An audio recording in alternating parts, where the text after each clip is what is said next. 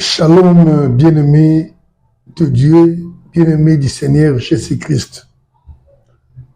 Que la paix et la grâce du Seigneur soient avec vous. Par la grâce du Seigneur Jésus-Christ, aujourd'hui le 31 décembre, il nous est accordé de passer un message pour l'année 2023 aux serviteurs du Seigneur Jésus-Christ. Le message n'est pas pour tout le monde, mais le message est pour les serviteurs du Seigneur Jésus-Christ, les enfants de Dieu, comme je l'ai dit souvent, ceux qui attendent le retour du Seigneur Jésus-Christ. Que la paix et la grâce du Seigneur soient avec vous, où que vous vous trouvez dans le nom glorieux du Seigneur Jésus-Christ. Je me permets, au nom du Seigneur Jésus-Christ, de donner un message pour l'année 2023 aux enfants de Dieu. Nous sommes le 31, nous sommes à cheval, donc d'ici là, ça sera l'année 2023. Nous sommes le 31 décembre 2022. Et je vous ai fort bien aimé que toutes ces dates n'ont pas vraiment un grand impact ou une grande influence aux yeux de Dieu. C'est le calendrier des hommes. Ce qui importe pour Dieu, c'est son propre calendrier. Nous sommes les 31. Dans certains endroits du monde, je pense à ceux qui sont à l'extrême orient, ils sont déjà peut-être les premiers 2023. Qu'à cela ne tienne, l'année qui commence a été pour beaucoup une année, pour beaucoup de gens, le moment de réinitialiser beaucoup de choses, de recommencer sur de bonnes bases, si du moins on se rend compte que ce qu'on a fait n'était pas du tout agréable ou n'avait pas donné de bons résultats. Et beaucoup d'enfants de Dieu se retrouveront dans des églises pour veiller. Et ce n'est pas mauvais lorsqu'on veille. Mais ce n'est pas une tradition. Ce n'est pas une recommandation pour les enfants de Dieu. Chacun le fait selon sa conviction. Il y a de ceux-là qui les font de bon cœur. Il y a d'autres qui les font pour des intérêts financiers et économiques. Nous le savons bien. Voici le message que je vais donner aux serviteurs de Dieu pour cette année 2023 qui commence.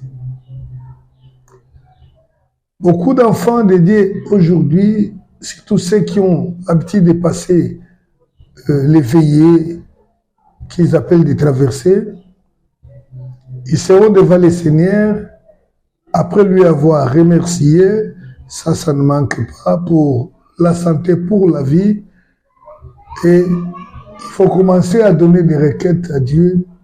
Seigneur, je voudrais que cette année, je reçoive ça, je devienne ceci ou cela, comme c'est l'habitude en ces temps-ci.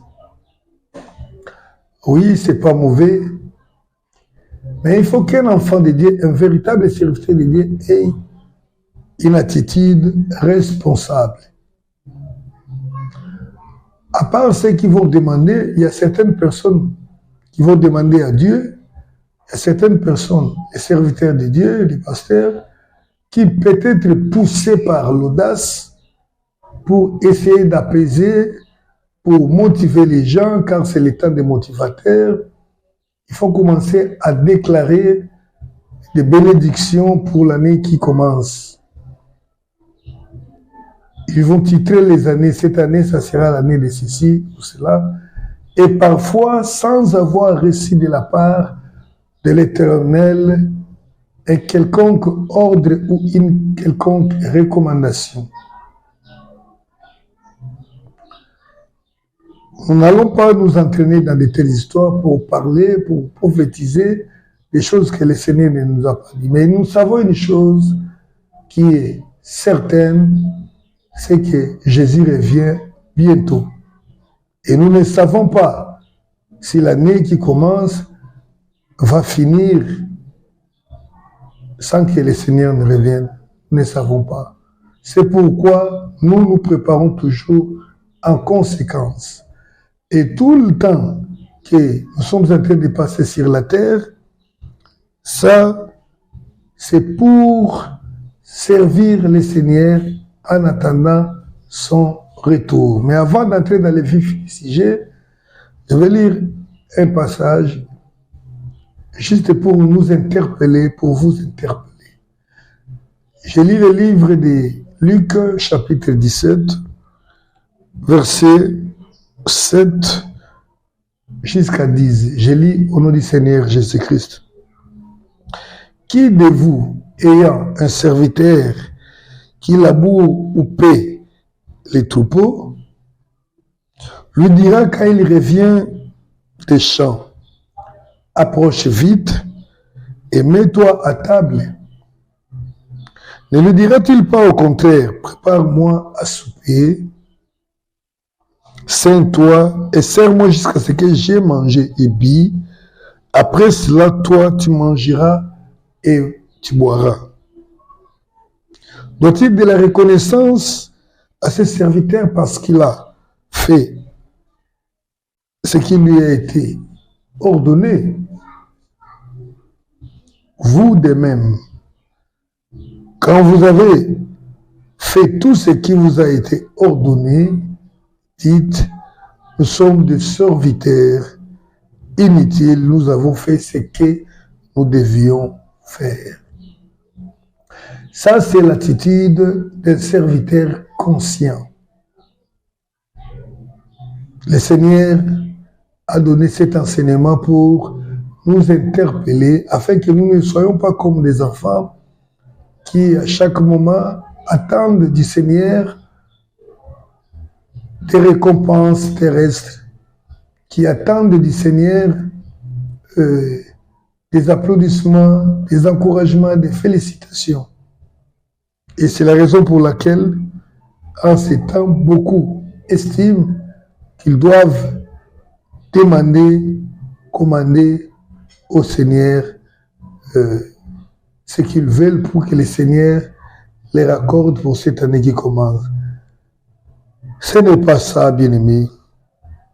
Pour les enfants de Dieu, ceux qui veulent servir le Seigneur selon la pensée du Seigneur, doivent penser à autre chose. Bien-aimés, je vais te montrer les chemins de la gloire avec Dieu pour cette année 2023. C'est les conseils que je vais te donner. C'est juste pour te montrer le chemin qui peut t'amener à la gloire pour cette année 2023 qui commence. Au lieu de s'attendre à ce que le Seigneur te fasse quoi que ce soit, tu peux travailler pour obtenir de l'approbation ou la gloire du Seigneur Jésus-Christ. Alléluia. Nous allons lire dans le livre de Marc, Marc au chapitre 5, verset 21. C'est là où nous avons tiré notre message pour l'année 2023. Je lis Marc chapitre 5, verset 28. Verset 28. J'avais mal cité, c'est Marc 5, verset 28. Je lis au nom du Seigneur Jésus-Christ. Elle disait, si je puis seulement toucher ses vêtements, je serai guéri. Si je puis seulement toucher ses vêtements, je serai guéri. Voilà le message que je t'adresse, que je te conseille. le chemin de la gloire que je te montre ce matin pour cette année 2023. Alléluia. Parce qu'à un certain moment, nous devons désirer la gloire de Dieu. Non pas la gloire du monde pour être connu des hommes, mais la gloire auprès de Dieu. Et Dieu est souverain, il fait plus, comme il est toujours dit, au-delà de nos demandes et de nos pensées. Vous savez, Christ, à la fin de sa vie, a réclamé, il a dit, j'ai achevé l'œuvre que tu m'as donnée, maintenant, Père, donne-moi la gloire que j'avais auprès de toi. Nous attendons à une gloire auprès de Dieu, auprès du Seigneur Jésus-Christ. Alors, les messages, nous venons de les tirer dans les livres de Marc. Nous connaissons bien cette histoire. Beaucoup les reconnaissent et la reconnaissent pour l'avoir prêché, pour l'avoir lu. On a entendu cette histoire de cette femme qui avait une perte de sang. Cette femme qui a passé 12 années dans la souffrance à la recherche des solutions. Cette femme qui aurait vendu tous ses biens et qui aurait payé les médecins pour sa guérison, mais qu'il n'avait pas tout fait. À un certain moment, il avait entendu parler de Jésus-Christ et il s'est décidé de les chercher. Et par grâce, ces jours-là, le Seigneur est passé par son chemin, donc c'est-à-dire à l'endroit où se trouvait la femme. Et il s'est pour eux aussi que cette femme s'est déplacée à la recherche du Seigneur Jésus-Christ et l'a trouvé quelque part. Alors, lorsqu'il a rencontré le Seigneur, voyant la multitude de la foule qui l'entourait, voyant comment il y avait beaucoup de gens, il s'est dit, mais si je viens avec une demande, il se pourrait qu'on ne me donne pas accès d'aller auprès de lui, il se pourrait qu'il y ait autre chose à faire, mais elle s'est dit en lui-même, si je puis toucher seulement ses vêtements, je serai guéri. Si je puis seulement toucher. Et demain, cette femme avait la révélation de comprendre le pouvoir d'y toucher. Et qu'est-ce qu'on fallait toucher? Les vêtements du Seigneur, bien sûr par respect.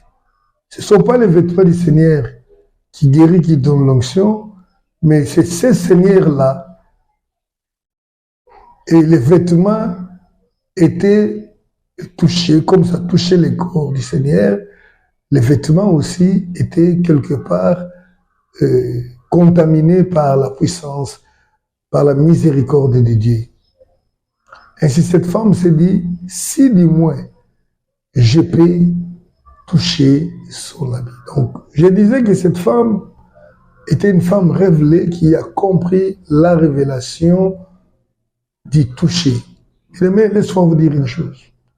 Dans le monde de Dieu, il y a 3 niveaux qui nous amènent dans la grandeur, dans les services de Dieu. Il y a 3 niveaux. Le premier niveau, c'est le niveau de l'écoute. Et le second, c'est le niveau de la vie, du voir. Et le troisième, c'est le niveau du toucher. Je ne parle pas beaucoup de ça, mais si vous lisez dans 1 Jean, chapitre 1er, vous allez voir ce que l'apôtre Jean a dit. 1 Jean, chapitre 1er, vous verrez ce que l'apôtre Jean a dit. Il a dit ceci, le Seigneur, celui que nous avons entendu, nous l'avons vu, nous l'avons touché. C'est là où j'ai tiré cet grand niveau, la hauteur du service du Seigneur. Pour être le vrai témoin du Seigneur Jésus-Christ, il faut avoir écouté le Seigneur, il faut avoir vu le Seigneur, il faut avoir touché le Seigneur. Je disais que le toucher est plus grand que tout. Vous savez, la vie chrétienne commence par l'écoute. on entend le Seigneur Jésus, et puis on met foi en lui, on est sauvé. Et si on marche avec le Seigneur te fait voir ce qu'il voit, comme il disait aux disciples, levez les yeux et regardez, alors que les disciples voyaient autre chose, le Seigneur voyait les champs. Lorsque tes yeux sont ouverts, jusqu'à voir ce que le Seigneur voit, tu entreras dans la priorité de Dieu. Et qu'est-ce que tu vas faire? Tu vas toucher. Et toucher, c'est le monde du travail. Donc, tu vas travailler de manière à plaire Dieu. Parce que Dieu n'aime pas ce qu'il aime en parole, mais en action. Donc, les toucher représente l'action, le travail. Vous savez, la personne qui a atteint le niveau de toucher est différente de la personne qui est encore au niveau de l'ouïe, de l'entente. Si on m'a parlé d'une personne, j'ai entendu, je vais me faire des idées. Mais je ne la connais pas comme la réalité. Et le jour où je la vois, ça augmente à moi la foi, la confiance, ou ça rectifie ce que je m'avais mis dans ma tête quand j'avais entendu parler. Alors, mais lorsque je touche, là, c'est une autre dimension. Quand je touche une personne, ça, c'est l'expérience. Alléluia. Et la personne qui a touché, je pense que c'est la personne qui peut dire avec assurance que je connais la personne là. Je la connais. Le monde du toucher, parfois, ça donne la communion lorsque les corps se touchent. Alléluia. C'est comme ça, quelqu'un qui connaît un homme ou une femme ne peut pas dire que je l'ai vu ou qui a entendu parler, ne peut pas dire que je connais cette femme. Si on utilise parfois cette expression, qu'il a connu la femme, c'est parce qu'il a touché. Ils sont devenus un avec elle. Il a connu sa femme. Et cette personne qui a connu la femme, là je parle, je prends juste un exemple, une illustration, d'après la relation intime, personne ne peut dire que je connais cette femme. Il peut dire avec assurance que je la connais, je l'ai connue. Il connaît comment elle réagit, comment on connaît. Donc, je parle du toucher. Cette femme s'est dit, si je puis seulement toucher son vêtement. Et bien, je vous dis, si tu comprends que tu peux toucher le Seigneur Jésus-Christ, ça peut changer ta vie, ça peut changer beaucoup de choses dans toi. Cette femme a touché le vêtement, le Seigneur s'est retourné.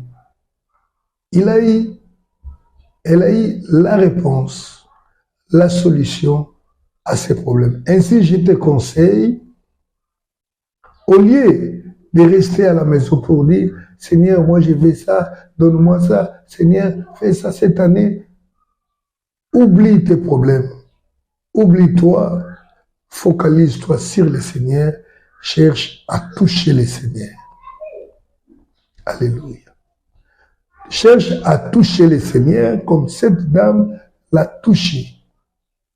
Et comment peux-tu toucher le Seigneur? C'est là où je dois m'expliquer pour que vous compreniez ce que cela signifie exactement. Bien aimé, cette année 2023, j'aimerais que tu dises, si je puis seulement toucher mon Seigneur, le reste, tu le verras. Mais cherche à toucher le Seigneur, c'est possible. Alors, lorsque nous parlons de toucher, vous savez, même nous-mêmes, dans le sens spirituel, on peut toucher une personne sans les toucher physiquement. On touche une personne parfois par les actes que nous pouvons poser à son endroit. Vous savez, c'est courant d'entendre quelqu'un qui dit ce que cette personne a fait pour moi, m'a touché au cœur. Je ne peux pas l'oublier. L'acte qu'il a posé, en tout cas, m'a touché au cœur. Je ne peux pas oublier. Je dois lui faire du bien. Même si ce n'est pas lui, ses enfants. Il y a des actes que nous pouvons poser à l'endroit d'une personne et que la personne peut dire, cet homme m'a touché. Ce qu'il a fait là, en tout cas, je ne l'oublierai jamais. Peut-être aussi dans le mauvais sens. Mais nous parlons de toucher le cœur de Dieu. Comment peut-on toucher le cœur de Dieu? Bien-aimés, ce ne sont pas par les paroles. Tu peux être un grand poète comme David et comme notre David du Congo qui est déjà décédé. J'ai parlé d'abord de David de la Bible, l'auteur des psaumes. Le David du Congo, c'est plutôt le David du Congo, c'est plutôt notre frère Alain Moloto. Quand il fait des poèmes pour le Seigneur, vous sentez vraiment que non, ça c'est de l'inspiration divine. Excusez, à un certain moment je fais comme ça. Je sais que dans ce monde, on dit toujours, il a fait comme ça, au cultiste il a fait les triangles. C'était par inadvertance, ce sont des choses qui sont arrivées. Voilà. Alors, comment toucher le cœur du Seigneur Jésus-Christ? Alléluia. Je dis par les actions, par les actes. Mais je vais juste rapidement vous citer l'exemple d'une personne qui a su toucher le cœur du Seigneur. Bien sûr, c'est David-là de la Bible. Il ne l'a pas touché avec les mots. Il a parlé, il a enseigné, il a fait des choses. Il a écrit les psaumes qui nous aident jusqu'aujourd'hui, qui nous approchent du Seigneur par les chansons, par l'instruction, par beaucoup de choses.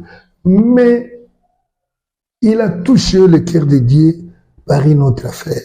Alors là, je ne vais pas lire parce que ça sera un texte un peu long, mais je vais juste citer les textes et parler de cela. On retrouve la touche de David, comment David a touché le cœur de Dieu dans 2 Samuel chapitre 7. 2 Samuel chapitre 7, voilà, 2 Samuel chapitre 7, lisez tous les chapitres là, c'est bon pour ton instruction. Qu'est-ce qui s'est passé? David étant devenu roi, un jour David étant assis chez lui, à la maison, il s'est dit à lui-même, j'habite dans une grande maison, je suis devenu grand à cause de Dieu, à cause de ces dieux, l'Éternel des armées. Mais l'arche de l'alliance de Dieu se trouve dans une maison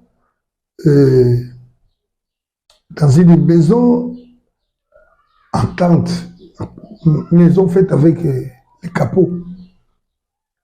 Comment puis-je laisser la maison de ces grands dieux dans cet état-là?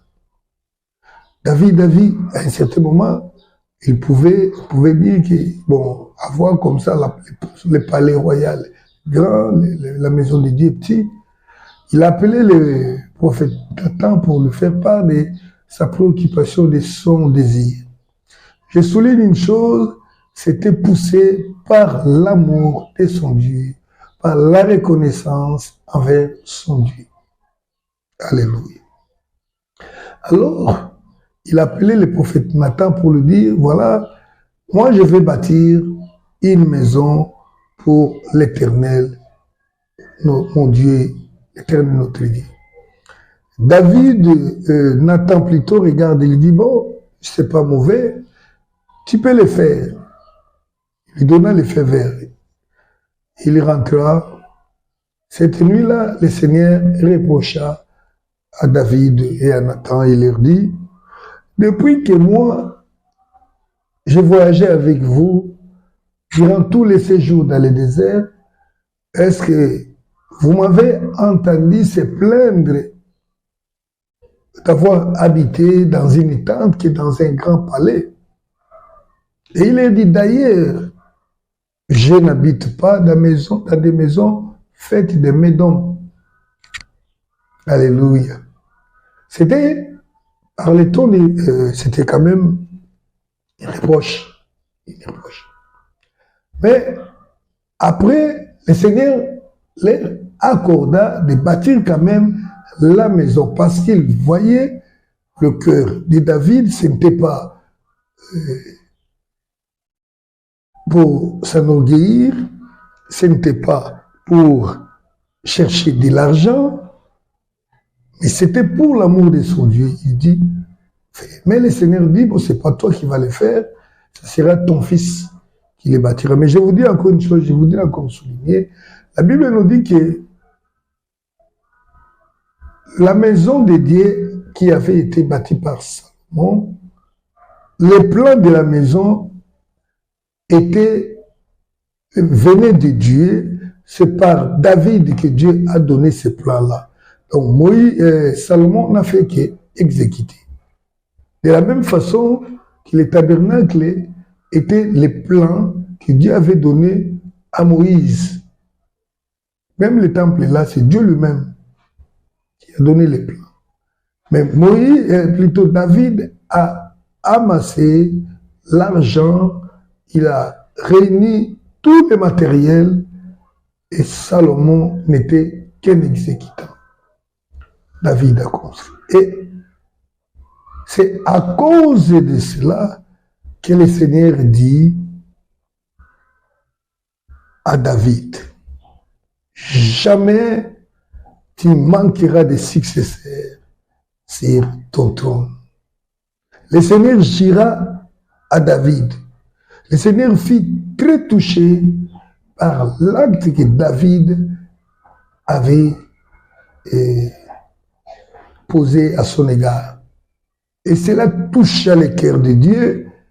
Le Seigneur jura, il dit que David ne manquera pas un successeur sur le trône de Dieu. J'aime lire bien cette histoire. Bien aimé, lorsqu'on arrive à toucher le cœur de Dieu, on déclenche des bénédictions auxquelles on n'a jamais pensé. Lorsqu'on touche le cœur de Dieu, la grâce, la miséricorde de Dieu sort, le Seigneur fait des choses qui seront indiscutables dans la vie. C'est comme ça que le Seigneur a dit à David, j'ai juré que David ne manquera pas quelqu'un sur son trône. Et c'est comme ça que Christ, venant sur la terre, ne pouvait que venir par la lignée de David, afin que cela soit accompli. Alléluia. Je vous dis sincèrement, là, je pense que même aujourd'hui, parmi ceux qui habitent Israël, je pense que ceux qui règnent même sur Israël terrestre aujourd'hui, je pense qu'ils se retrouvent quand même dans la lignée là de David. Mais Dieu parlait ici plus de son royaume parce que le royaume de Dieu est éternel. Et qu'il y a ici suspension, c'est là qu'il est écrit à un certain moment, Jérusalem sera foulée aux pieds. Autant de la nation, autant de la grâce. Je lis cette promesse-là. 1 Roi chapitre 8, verset 25. Maintenant, l'Éternel, Dieu d'Israël, observe la promesse que tu as faite à David, mon père, en disant, tu ne manqueras jamais devant moi d'un successeur assis sur le trône d'Israël, pourvu que tes fils prennent garde à leur voix et qu'ils marchent à ma présence comme tu as marché à ma présence. Mais pourquoi le Seigneur pouvait-il se permettre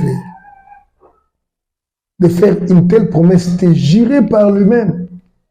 Parce qu'il était touché. Parce qu'il était touché par l'acte que David avait posé. Donc le Seigneur regarde, mais un homme, la façon dont je connais les hommes, qui sont égoïstes, qui sont amoureux d'eux-mêmes, mais cette personne accepte, lui, de se sacrifier pour moi. Non, non, non. Il faut que je fasse quelque chose pour cet homme. Je vais vous donner l'exemple d'une personne vivante que je connais, qui a touché le cœur de Dieu. Je le connais, je le connais. Je connais, c'est le papa d'un ami, pasteur Martin Moussao. Il m'a raconté un jour, lorsqu'il était jeune, c'est la personne qui a accompagné un pasteur célèbre du Congo, Heidi Nabal, dans son ministère, dès le début ici au Congo. Et le papa me dit, il me dit, lorsque j'étais jeune, quand on a commencé cette église-là, il dit que lui, il est gêné, écoute bien, il est gêné sans, donc la moitié de l'année, pour soutenir l'homme de Dieu, pour soutenir l'œuvre qu'il faisait avec Heidi Nabal en ce temps-là. Mais il dit, papa, je suis devenu vieux. Il vit aujourd'hui, il a 85 ans, il aura 85 ans l'année 2000. Donc à partir de demain, il me dit, papa, je n'ai plus de force, mais voilà moi ce que je faisais. Il dit qu'il gênait pendant la moitié de l'année pour l'œuvre de Dieu, pour que l'œuvre de Dieu se fasse normalement. Priez pour Heidi Nabal. 100, combien? 80, je dirais 82 jours. Donc, il dit, à partir du 1er jusqu'au 30 juin, il ne mangeait que le soir. Il vivait à jeûne pour prier pour soutenir. Alors, c'est quoi l'histoire de ces papas? J'ai les documents, je les lis. D'ailleurs, je l'ai publié dans un de mes livres que j'ai écrit sur la vie d'Heidi Nabal, un père de l'église pentecôtiste en Afrique. Qu'est-ce qui s'est passé? Ce papa dont je viens de parler ici était stérile. Il était marié, mais il n'avait pas d'enfant. Il fut examiné aux cliniques universitaires de Léopoldville à l'époque de Kinshasa. Donc ça s'appelait Louvanium. Il fut examiné chez lui. On lui a donné un certificat de stérilité où on a attesté, on a certifié qu'il était totalement stérile, il ne pouvait pas avoir des enfants. Mais cet homme, il servait Dieu.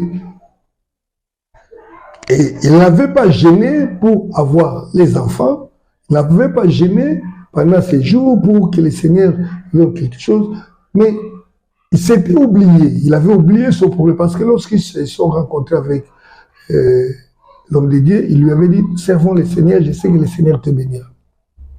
Il s'était oublié, mais il servait le Seigneur avec son cœur.